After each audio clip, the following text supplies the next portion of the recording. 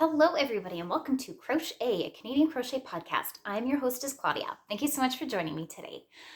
So today we're going to be doing something different. It's not a traditional, usual podcast episode like I am prone to doing. We're just going to go through the questions that I have received from people so that they get answers and that we can have some upload and some chatty time, and we'll have all of that fun stuff. So before we get started with that, hair just went flying. My hair is very big today. I don't know what's going on with it. I have a fresh shave, so I feel good. I feel like springtime's coming, even though outside would say otherwise. It's snowing a lot. And I am wearing I call these a boho cardigan. I don't know what they're actually called. When I find the name of the actual garment, I will put it all in the description box below so that you can see the pattern, what it looks like, all of that stuff. But it's basically just a big square that you just sew the two sides on to make the sleeves. But I love this because it's basically like wearing a blanket, and I just feel a need to be cozy today. And it's also in colors that I absolutely love and that go together and make up, other than the hot pink, these colors make up the majority of my wardrobe. So maybe one day I'll show that too. No one's ever asked, so I haven't bothered. Anyway, let's get on with it. I'm just going to pull up my questions here. Okay, so my first question today is from the lovely Grace. Hello, Grace. Do you know if there is a sock pattern that doesn't have counting but has measurements? Love you and your videos. Thank you so much. I love you too. You're so sweet. I don't know of any sock patterns for crochet that have only measurements and no counting. But I would recommend, in terms of sock pattern, the bee hooked perfect crochet sock pattern, because the majority of it is or has to do with measuring instead of counting. There is some counting involved, but I have done a few socks of that pattern and not counted them, and I just kind of like eyeball stuff, and they've turned out totally fine. So I would say that is one. And I'll put the link in the description box below, and also up here in the cards, wherever that may be, because there's a video tutorial, which is great. But I don't think you're ever going to get away from counting in general. So what I would actually recommend is that you, based on that sock pattern, I would start by doing the counting, and the counting part is a very, very small amount. It gets to be, for my foot, about that big. Hopefully you can see it. That's roughly, I have a tape measure here. Let me see. 6 or 7 centimeters, something like that, about that. And if you're an inches person, just over 2. That fits my foot for that pattern. So what I would do with that is I would pick the size that I was going to make based on my foot size, based on all of the measurements, etc. she has in the pattern.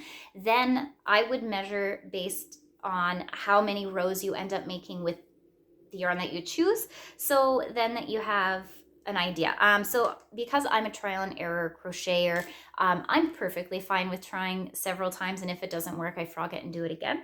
So but sometimes I think that can be the better way to get stuff sorted out when you're going by measurement. So once you get past the initial toe box for the sock, it is a measurement of the length of your foot, and then you have to go, I don't know how many, for me it's about that far. Again, the good thing I have the measurement here.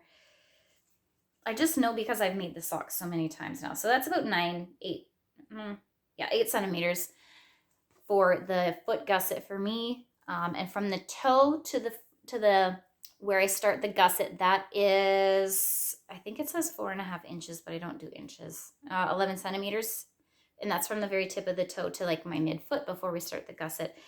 And then then the heel is not.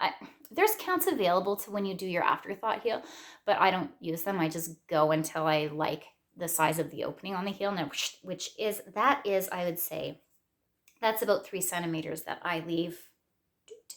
3 centimeters that I leave, and then I stitch shut. So I would recommend that one, that you can do by measurement versus all counting, because I don't want to count rows either when it comes to round and round and round. And luckily, when it's in the spiral like that, you don't really have to count all that much. I find anyway, it's more the number of rows that you can keep track of and things like that. So I definitely use, for that pattern, I use tons of stitch markers so that I know for my second sock what it's supposed to look like. So my first sock, I always have tons of stitch markers in it for the toe box. the foot, the gusset, the top, all that stuff. So I know what I was doing for the second one so that they are more closely sisters. Because I can never get twins. Like, let's be honest, I get accidental almost twins, but fraternal twins. I would like fraternal twin socks. That's my goal. So that's what I recommend for that. All right, my second question is from Mandy. Hello, Mandy. Thank you so much for submitting. This is a great question, and I thought it was fantastic, and it really made me think. So thank you so much for sending it in. So her question is, when you block a large project with multiple pieces like a sweater, do you block the pieces individually or do you wait until you have them put all together to block them? I'm making my first sweater that I'm going to actually block, and I'm sure which order I should do it in. So there are two schools of thought, and it did lead me down some research holes into what would be beneficial. But I'm going to give you first my answer of what I would do if it was me. I would put the whole thing together first, and then I would block it. I do have a caveat, which we will get into later, but for right now. So the reason that I would do this is because I would want my sleeves and my body, my yoke, all of everything, regardless of how you've made it, to block the same at the same time, if that makes sense, with the same tension, everything together. Also, any seaming that I would have done, whether it's in the arms, the sides, the front, back, however you've done any kind of seams, I would want the yarn to be blocked at the same time so that it kind of sticks together at the same time, if that makes sense. I know what I'm thinking. It's a little bit hard for me to get it out.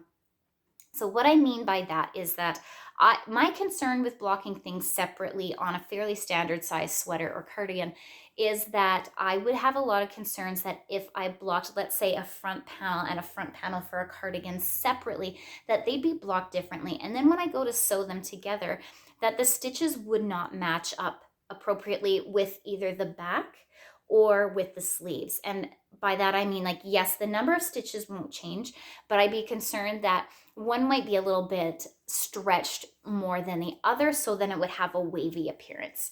And the best way, in my opinion, to avoid that is to do it all at the same time.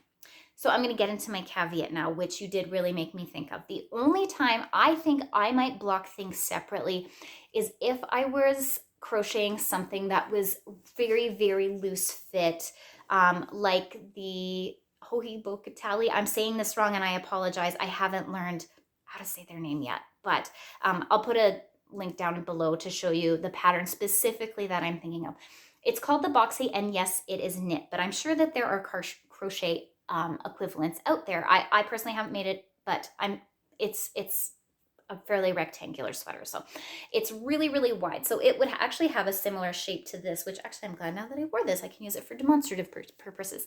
So the boxy is, maybe I'll have to take it off, but it's similar to this, except that you will crochet two rectangles. This isn't exactly the pattern. It's a very rough approximation just to get us down the road. So please don't take this, I'm saying this as the gospel that this is how this sweater is made. It's a rough approximation. So Ember is right here sleeping with me. So anyhow, you crochet or knit a rectangle of some sort. There will be a neck yoke to it. I'm not sure of the construction. I'm just saying, for example, if I were to do it, this is how I do it. I would do a rectangle. You end about here, so it's a big, big, big area across your zone here. So yeah, it's the pattern, I believe, the knitting pattern goes to about the elbow, but I mean, like, that's up to you if you're doing that. But anyway, boxy sweater anyway has short little sleeves, has a big body. So I would make this in two separate pieces. So I would do the front panel and the back panel. That in and of itself could pose some problems, that your tension is a bit off because you're making two separate items and then attaching the sleeves after. But that is a case that I would block all of the items separately before putting them together, just because of the size. So I would actually probably block, I always work on the front first, I don't know why, but I would work on the front, get it all finished, and then I would block it while I started on my back panel, just so it has time to dry and everything like that. And then I would also make sure that I was cognizant of where I put all of my pins and stuff, and I would probably put not only pins to hold my items, but also marker pins, so then I could block the second side the same, because I do believe if they're not the same size, they're very, very close anyway. Again, I'd have to play around and figure that out. So I would block that. them separately for that, just so that I can make sure that my big size is blocked together, or blocked roughly the same. Then I put it together. Then I would put the sleeves on and do kind of a secondary steaming block probably for the sleeves. But yes, it's to me, it's to do with the size of the project. It's not necessarily what is correct. Is there any correct? Like, there's more than one way to skin a cat, right? But that's what I would do in those very specific. Anything that's even semi-form fitted, I would say up to 3 to 4 inches. Hang on, I have to think, because I think in metric. What is that? Up to 10 centimeters in positive ease. Yes. Up to 4 inches / 10 centimeters of positive ease, which means it would be 10 centimeters away sort of from your body. That I would do construct, then block. If it's more than 10 centimeters / 4 inches of positive ease, which there can be up to 10 centimeters, there's lots of different, but more than that, that's when I would start to go into the blocking separate, just because it's sort of like you're blocking a mini blanket. And not only is it easier, it's less unwieldy, in my opinion. And it would probably take less time to block, since you're blocking a single layer and getting it dried up and everything like that. So that is a very long answer to what I would suggest. So yeah, I would say probably, what is that, like 75-80% of the time I would say construct, then block. Otherwise, if it's really big, I would block separate, then put it back together. There you go. Okay, so if you have a crochet question that you would like me to answer, there is a link to a Google form for Google Sheets in the description below, where you can ask your questions. I'm sorry. And you're not signing up for anything. You're not being subscribed to any email newsletters, nothing like that. The only reason that I am putting email requirement in there is just to prevent some abuse from happening.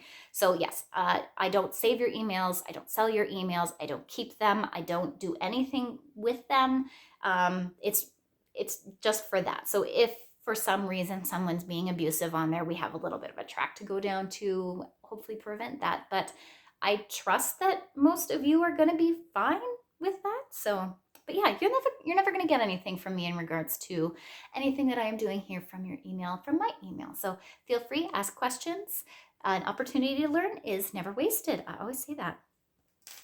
Okay, it's a very short episode today, but I really needed to get something out because it's been probably 5 or 6 weeks. Oh, I'm so terrible and I feel so bad since I've got anything out, and I really need to get back on the ball to get this stuff done.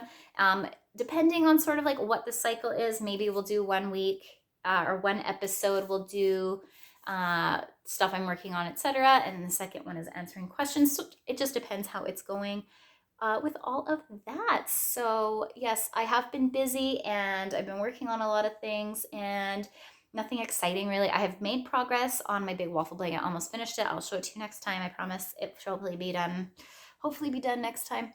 Yeah, I sort of feel like enough time now has gone by that I haven't uploaded that. We'll probably just put a pin in that old stuff and then we'll just kind of start fresh. So we'll see. Life got a lot more busy and my schedule did not fall into place nearly as quickly as I was hoping that it would. So that's why it's been so long since I've posted. But I really appreciate each and every one of you for spending a little bit of time with me today. And I'm so grateful that you have subscribed to my channel and that you watch my videos. So thank you so much. Give this a thumbs up. I will see you next time, and thank you.